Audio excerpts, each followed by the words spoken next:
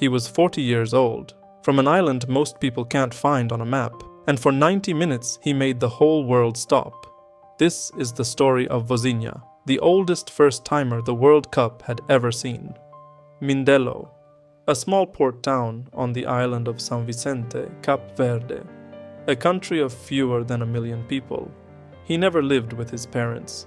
His father was in the military, his mother worked far away, so his grandparents raised him.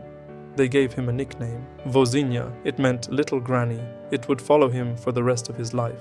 On the island, football was everything, and this boy wanted only one thing, to stand in goal.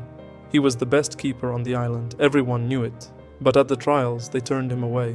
He was too short. He watched other players leave the island for Portugal, chasing the dream, and he stayed behind, waiting. But he was never truly alone. Football ran in his blood and through his family. His younger brother, Delmiro, chased the same dream, a footballer too, grinding through the lower leagues abroad. Another brother, Clydeer, took a different road entirely, becoming a mathematics teacher far away in Brazil. 3 brothers, 3 journeys, all of them carrying the same island with them wherever they went. And through every setback, it was the memory of his grandparents that kept him standing between the posts. Most players turned professional at 18. Vozinha signed his first real contract at 25. With a tiny local club called Batuk, he moved to the city rivals, Mindelense, and won a league title on the island. But he wanted more. When he moved to Angola, another keeper was already named Josimar, so he kept the name the island gave him, Vozinha. From Angola, the journey truly began. A goalkeeper with a suitcase chasing the game across the world. Angola, Moldova, Portugal, Cyprus, Slovakia. 6 countries. A career built in places no scout was watching. He kept goal in freezing Moldovan winters, a long way from the warm island that made him. In Portugal's 2nd division, he saved 5 penalties in a single season. Slowly, quietly, he was becoming somebody. Then came Cyprus. 5 years at one club, the most stable he had ever known. There, after years of grinding, he lifted the only club trophy of his career, a quiet reward for refusing to quit. There were years he thought about stopping, about going home, but every time, the dream pulled him back. In 2012, his country called, and in the blue shirt of Cape Verde, Vozinha finally became something more. They call Cape Verde the Blue Sharks, a nation of islands with almost no one and enormous heart. He became a wall for his country. 4 Africa Cup of Nations tournaments, over a decade in goal. In qualifying, he was unbeatable. 7 clean sheets in 10 games, dragging his nation toward history. Then they did the impossible. One of the smallest nations on earth qualified for its first ever World Cup.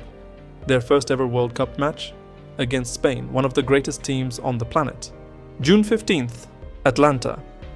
A 40-year-old goalkeeper walked out for the biggest match of his life.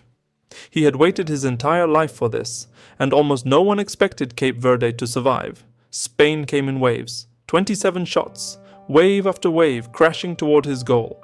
Early on, he flew across his line to deny Pedri. The crowd gasped. Something special was happening. Spain sent on their brightest young stars, fresh legs, hunting a goal, and still, nothing got through. He denied them again and again, a reflex save that left the world gasping. 7 saves, from the best attackers in the world, and not a single one got past him. The final whistle, 0-0. Cape Verde had held Spain, and their first World Cup point belonged to him. Man of the match. At 40 years old, the oldest man ever to debut at a World Cup. And as the world celebrated him, Vozinha broke down in tears. He cried for his grandparents, the ones who raised him, who named him.